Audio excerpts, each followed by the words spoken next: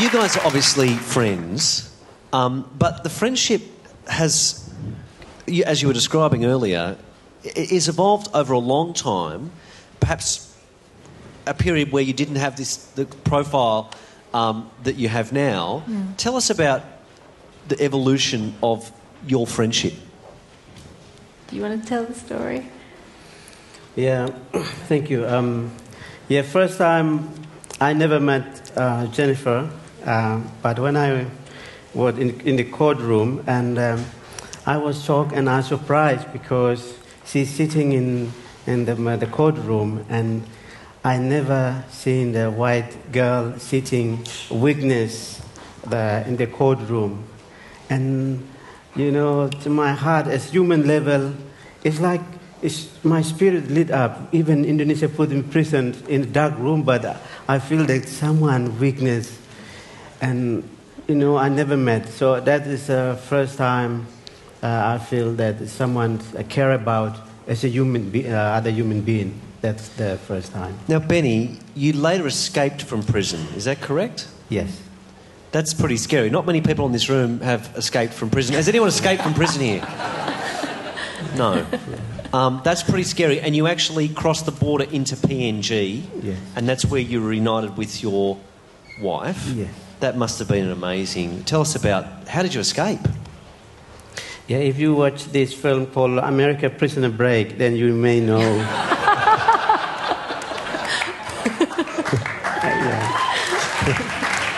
That's exactly what I done, and I watched this film. I always watch few times, and this is what I did. And yes, I don't want to escape at the time because I'm not guilty. I'm standing for my people, but because Indonesia 3 times tried to kill me inside the prison, that's last minute I make decision. If I stay, I will be killed because one of the leader called TEDxSydney assassinated by Indonesia Special Force in 2001. And 2002 they target me and they put me, because I'm a leader of the people, to mobilize the movement peacefully. Then they charged me 25 years. So that's, but I feel that I'm not guilty and I'm standing for my people. But Indonesia want to kill me, and last minute I make decision. If I stay, I will be killed. Better while I escape and they kill me. That's my decision. So that's what I left. So you leave that situation, you go to PNG, and you and your wife and your daughter then go to the UK? No, my wife and my daughter, they didn't know where I escaped. Because my wife and my daughter, they really Indonesia trying to harass, and they want to arrest my wife. They want to get the information, but my wife hiding one house to another house. In fact, that then you'll also meet them. And I never meet until I escape. And I didn't know where they're going, where they're hiding, until I arrived in United Kingdom after 3 months later. And then I discovered they are living in a refugee camp. And I sent a small note to the Papua New Guinea. And one of my friends delivered to my wife. And my wife see my handwriting, and she is crying. And then all the British friends and helped the other friends who came to Papua New Guinea, and smuggled them from Papua New Guinea to rejoin in United Kingdom. So that is the... This is an amazing story. Can we just hear it for Benny? I don't know why, but I just...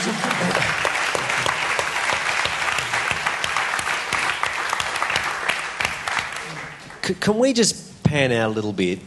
Can you tell us about West Papua? It's also known as Irian Jaya. Is that a... Formerly known. Formerly known as Irian Jaya. And how did it come... I know that in 75, I think it was, East Timor was invaded by the Indonesians. How did Irian Jaya, West Papua, become part of Indonesia? Sure.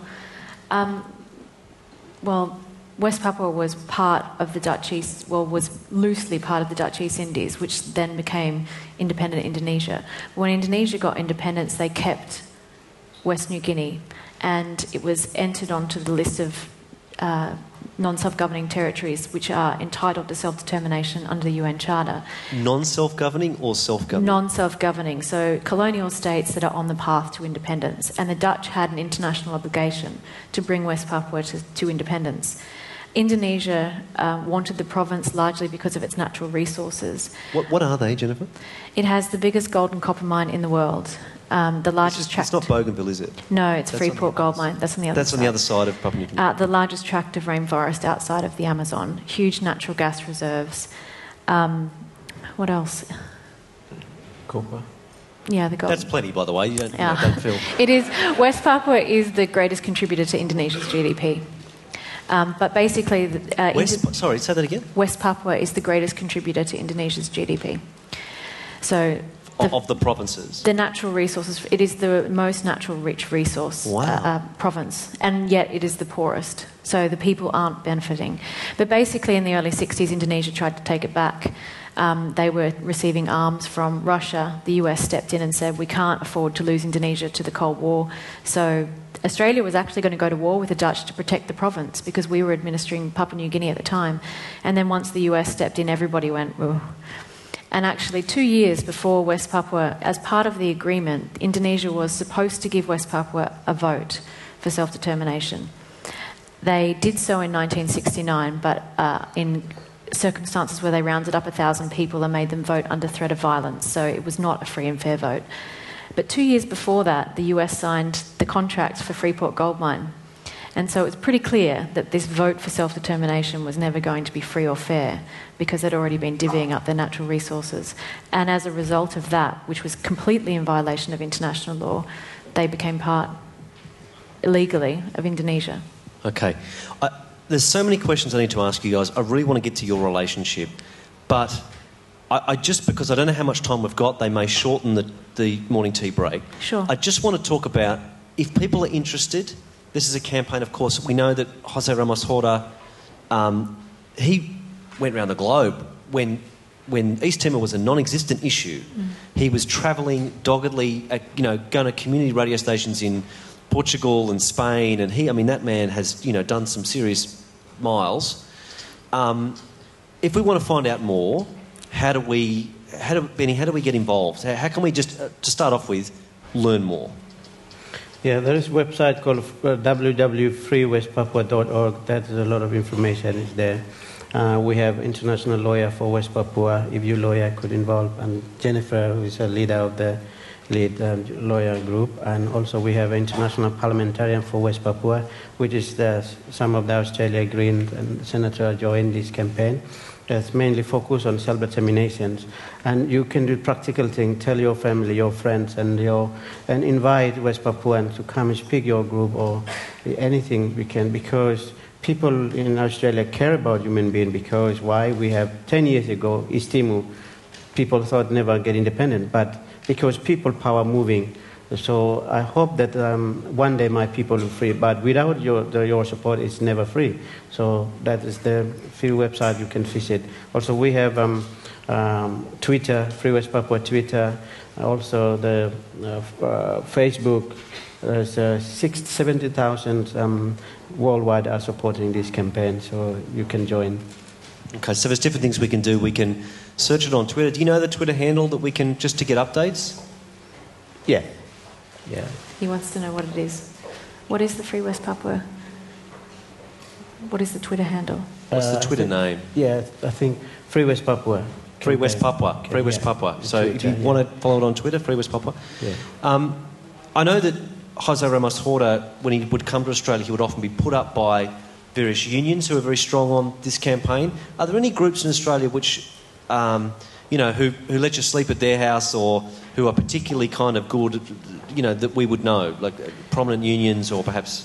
Yeah, we have a lot of Papuans live here. As you may know, 7 years ago, there's 42 Papuan who was crossed by canoe here. So they have a group in Free West Papua in Melbourne and many places. Also, we have a music group called Rise Up Morning Star. This is now the new generation stood up and joined all the musicians. And in fact, that I think 4 weeks ago performed here so you can. So what's the name of that group? The Rise Up Morning Star. Okay, the Rising Morning Star. Yeah. But as to date, I think that there hasn't been sufficient support from Australian groups and unions. So there's definitely a strong West Papuan activist community here in the Australia West Papua Association. Yeah. But we would love to see more support from the unions that were active on the East Timor issue. I mean, the first step is for people to know, and of course, that's exactly what you guys are doing today. Can I ask our audiences to thank you for coming down and having a chat to us?